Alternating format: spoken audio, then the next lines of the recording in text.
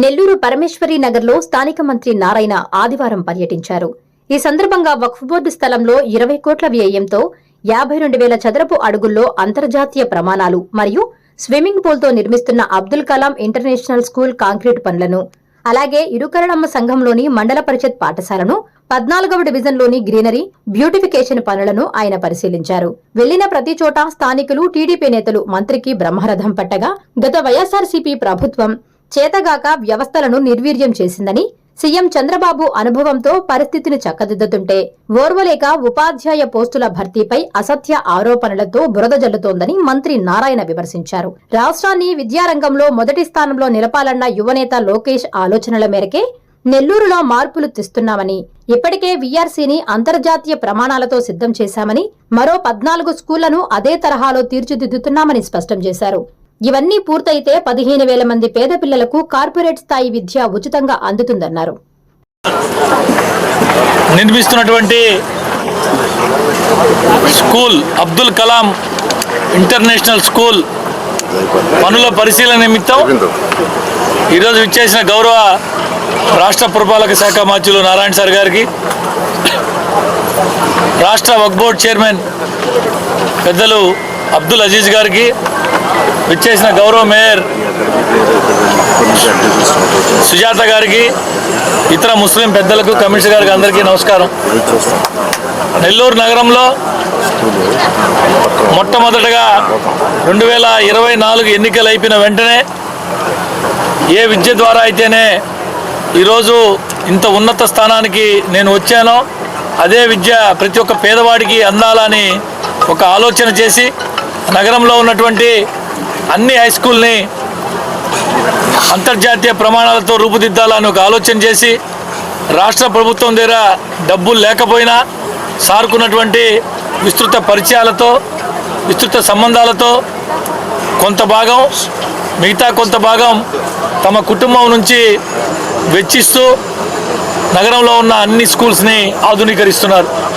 అందులో భాగంగా మొట్టమొదటిగా పోయిన సంవత్సరం విఆర్ హై స్కూల్ని దాదాపు 15 నుంచి 18 కోట్ల రూపాయల వ్యయంతో దాన్ని పూర్తిగా ఆధునీకరించడమే కాకుండా ఈ రోజు వరకు దాని నిర్వహణ బాధ్యతలు కూడా వారి కుటుంబం ద్వారా, వారి చిన్న కుమార్తె అయినటువంటి శరణి గారి ద్వారా అన్నీ కూడా చేస్తూ ఉన్నారు. అందులో భాగంగా ఈ ప్రాంతంలో ముస్లిం మైనార్టీ విద్యార్థులు, పిల్లలు ఎక్కువగా ఉన్నటువంటి ఈ ప్రాంతంలో వారికి కావాల్సిన స్కూల్, మంచి స్కూల్ లేదని ఒకరోజు గౌరవ వక్ఫ్ బోర్డ్ చైర్మన్ అబ్దుల్ అజీజ్ గారితో డిస్కషన్ సందర్భంగా వచ్చినప్పుడు, సార్ మీరు కనుక స్కూల్ కట్టించే పని అయితే 5 ఎకరాల స్థలం ఇక్కడ వక్ఫ్ బోర్డ్ స్థలం ఉంది అని చెప్పి మాట్లాడి, రూరల్ శాసనసభ్యులతో మాట్లాడి ఈరోజు ఇక్కడ అంతర్జాతీయ ప్రమాణాలతో త్వరలో ముస్లిం మైనార్టీ విద్యార్థుల కొరకు అబ్దుల్ కలాం అంతర్జాతీయ స్కూల్ శరవేగంగా నిర్మాణం జరుగుతుంది. ఒక్కొక్క ఫ్లోరు 13,000 చదరపు అడుగులతో, 4 ఫ్లోర్లు 52,000 చదరపు అడుగులతో 5 ఎకరాల సువిశాలమైన విస్తీర్ణంలో ఈ స్కూల్ని నిర్మించబోతూ ఉన్నారు. ఇది బహుశా రాష్ట్రంలోనే ఏ ముస్లిం విద్యార్థులకి లేనట్టు విధంగా అన్ని రకాల హంగులతో, అత్యాధునిక సౌకర్యాలతో, అంతర్జాతీయ ప్రమాణాలతో దీన్ని మనస్సు పెట్టి నారాయణ సార్ గారు దీన్ని పనిచేయిస్తున్నారు. ఇప్పటికీ ఇక్కడికి రావడం నాకు తెలిసి ఒక 7-8 సార్లు 10 సార్లు నారాయణ సార్ స్వయంగా వచ్చారు. ప్రతిదీ మానిటరింగ్ చేస్తూ ఖచ్చితంగా వీలైనంత త్వరగా ఇది నిర్మాణం పూర్తి చేసి పిల్లలకు అందించాలా, ముస్లిం విద్యార్థులకు అందించాలని ఒక ఆలోచనతో మంచి పని చేస్తున్నారు. మరి ఇటువంటి మంచి పని చేస్తున్న దాన్ని వీలైతే అభినందించండి, సమర్థించండి, అంతే తప్ప వీలు కాకపోతే గమ్ముగా ఉండండి తప్ప చౌకబారు విమర్శలు చేయొద్దని చెప్పి ప్రతిపక్ష వారికి విజ్ఞప్తి చేస్తాం. అయితే ఇక్కడ సాయిల్ కంప్లీట్గా black cotton soil, low lying area కాబట్టి చాలా సీపేజ్గా ఉంది ఇక్కడ. దానికోసం మొత్తం ప్రణాళికను మార్చాల్సి వచ్చింది. ఏదైతే ఈ సాయిల్ అంతా బయట తీసి దీన్ని జియో సింథటిక్ మెటీరియల్తో మన గ్రావెల్ వేస్తూ, జియో సింథటిక్ మెటీరియల్ ఒక 3 లేయర్లు వేస్తూ దీన్ని స్ట్రెంథన్ చేయడం జరిగింది.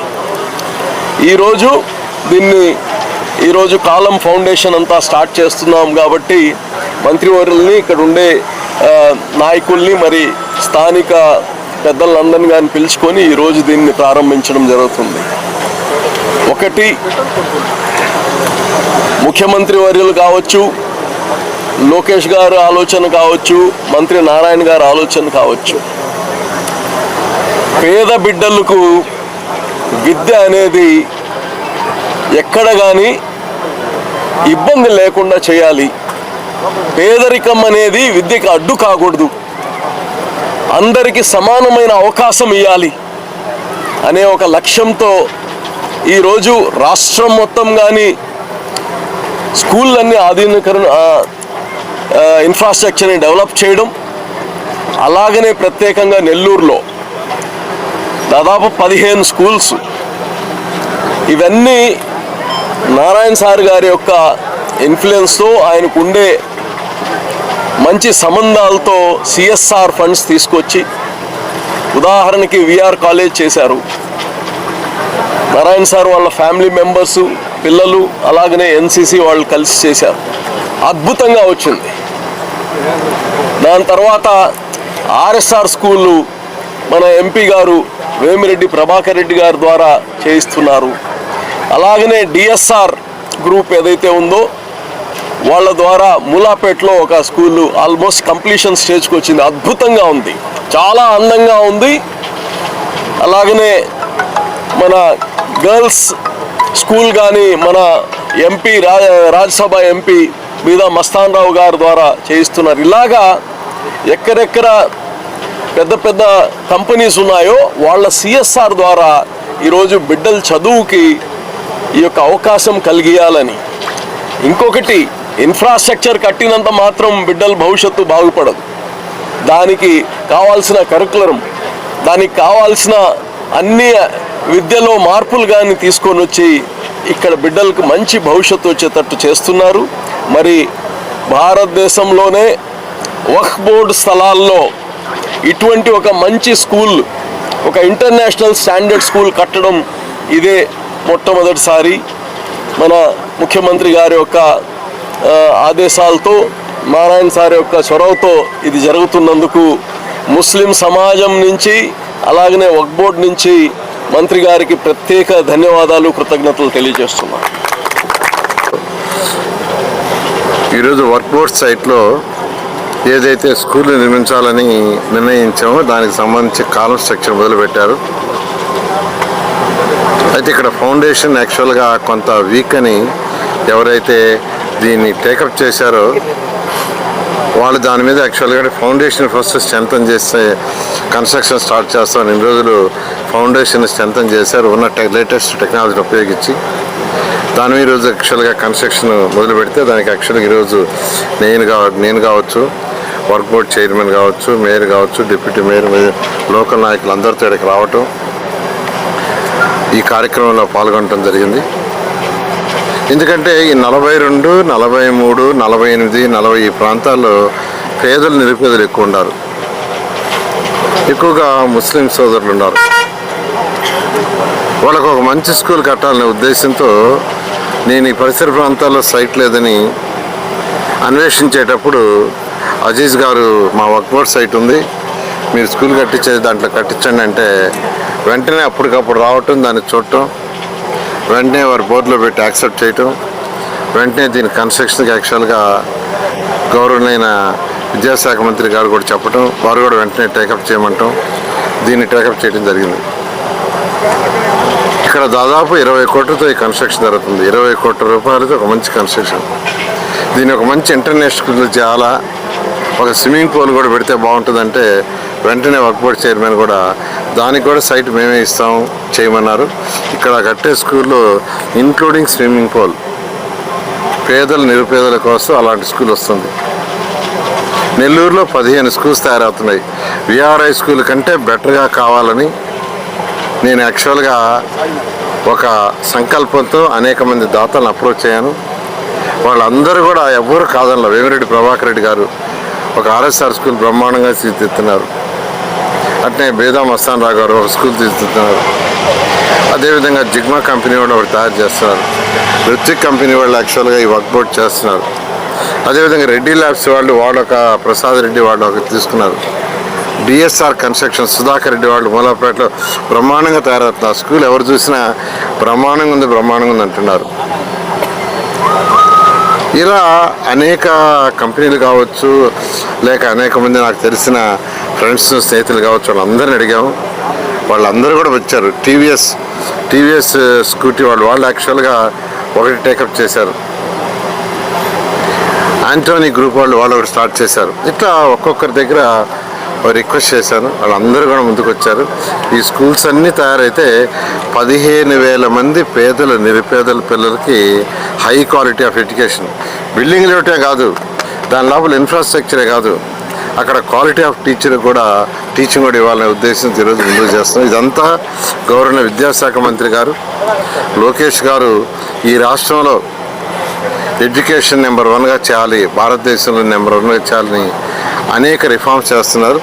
ఆ రిఫార్మ్స్లో భాగంగానే వారిచ్చే యొక్క సూచనల మేరకు ఈ స్కూల్స్ అనేవి టేకప్ చేస్తున్నాం. పూర్తవుతుంది.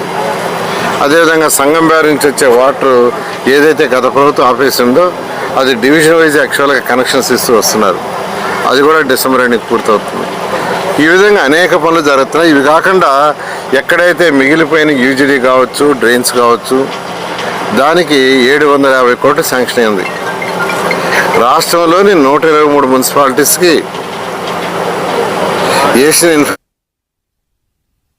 యుఐడిఎఫ్ కానీ అమృత్ 2.0 కానీ 14,000 కోట్ల రూపాయలు గౌరవ ముఖ్యమంత్రి గారు శాంక్షన్ చేశారు. 14,000 కోట్ల రూపాయలు టెండర్లు అయిపోయినాయి. 123 మున్సిపాలిటీస్లో వర్క్స్ గ్రౌండ్ అయినాయి. 120 ఇవన్నీ కూడా 2 సంవత్సరాలు పూర్తవుతాయి.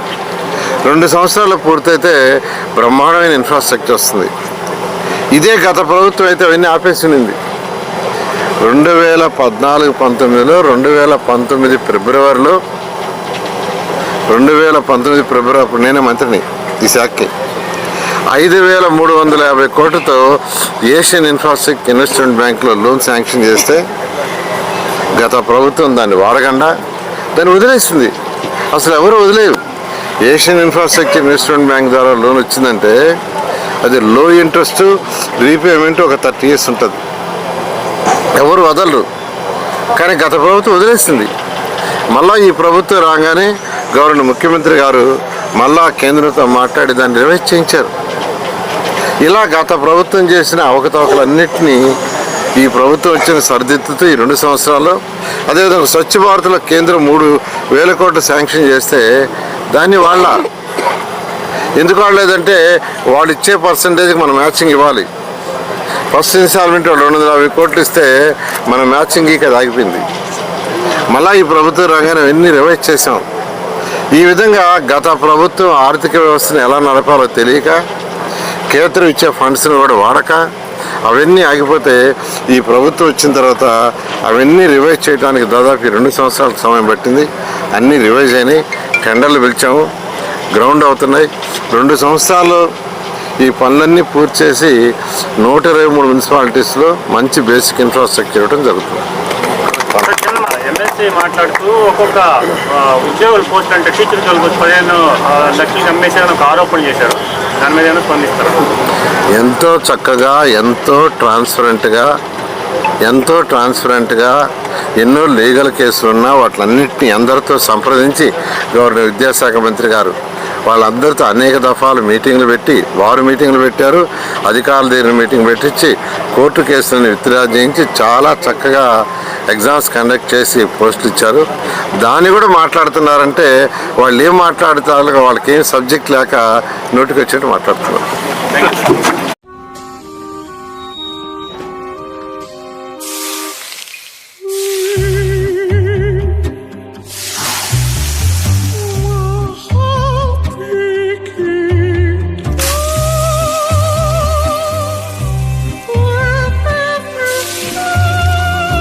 No matter the heat outside, stay cool inside